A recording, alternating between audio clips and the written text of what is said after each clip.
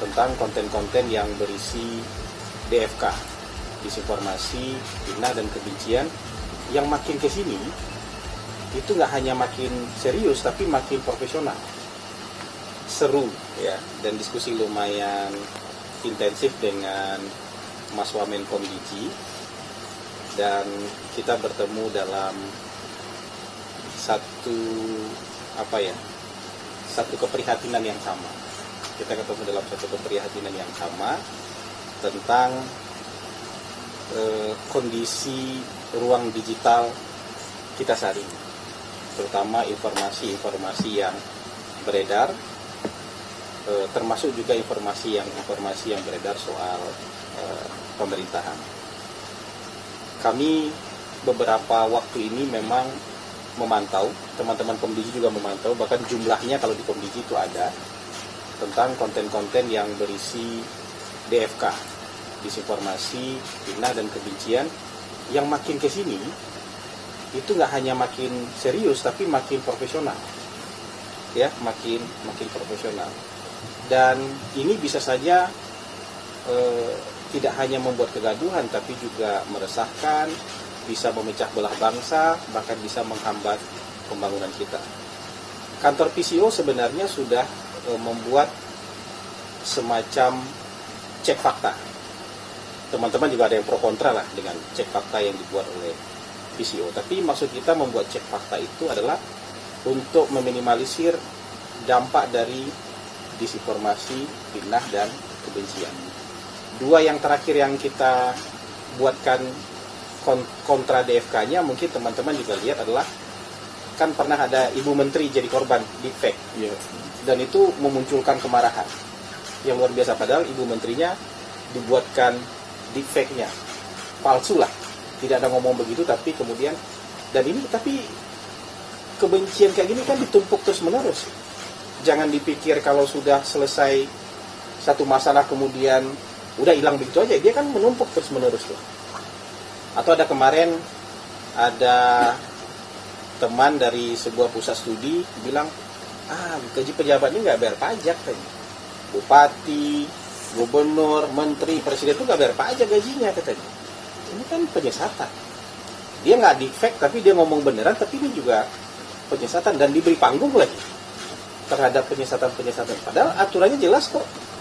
Peraturannya jelas kok bahwa semua pendapatan, kan kita nggak cuma gaji.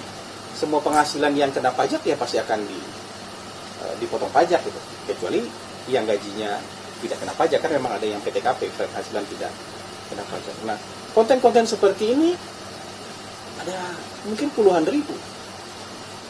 Dan itu mendapatkan reaksi beragam juga di masyarakat. Dan kalau hanya sendirian kita menghadapi ini, nggak mungkin kita hadapi.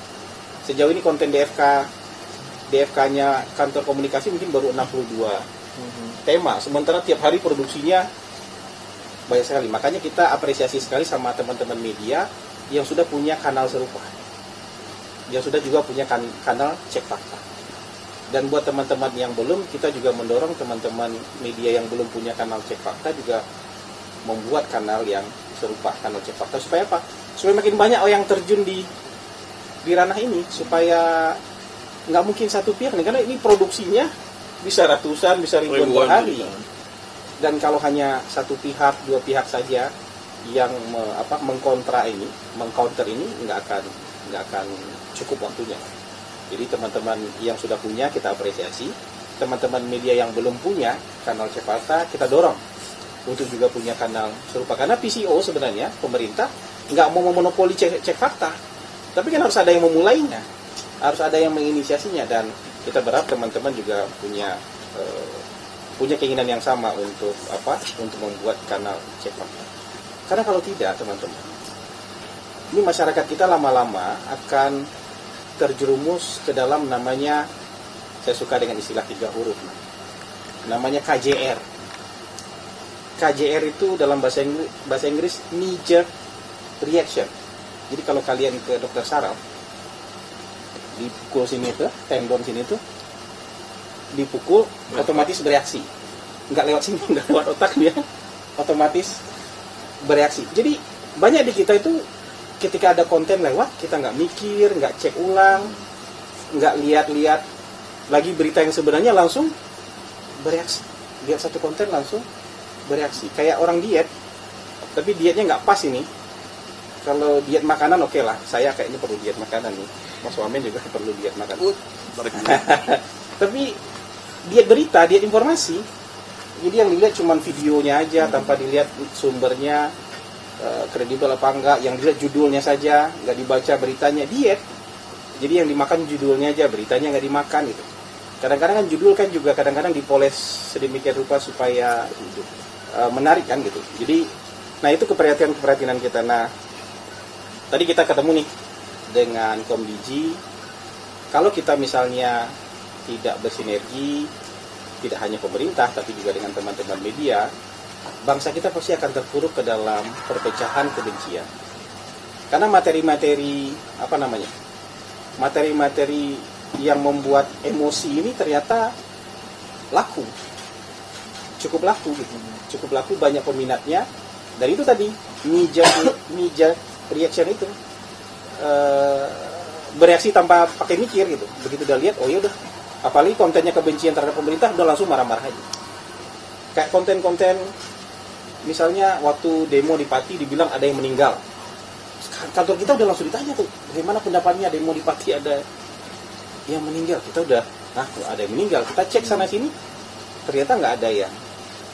Nah ini kan bahaya. Itu kan dilakukan biasanya untuk menyulut emosi, atau demonstrasi bilang ini sudah begini, ini sudah begini, ya, ini yang dipukulin, ini begini. Jadi bahkan sekarang dengan kecanggihan teknologi, tiap sebentar kena konten AI kita.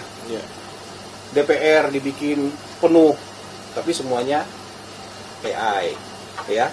Terus demonstrasi di mana dikreat seolah-olah ada di Jakarta, ada deepfake, ada AI, ada komen-komen pakai bot. Jadi kalau satu konten langsung diramein juga pakai komen-komen kebencian di bawahnya. Nah ini tadi kita tanya kita diskusi dengan teman-teman Komdigi sebagai regulator di ruang digital yang juga punya instrumen untuk menegakkan enforcement lah di ruang digital, itu bagaimana. Jadi itu tadi yang hasil diskusi kita dengan Wamen Komdigi, dan sangat produktif sekali.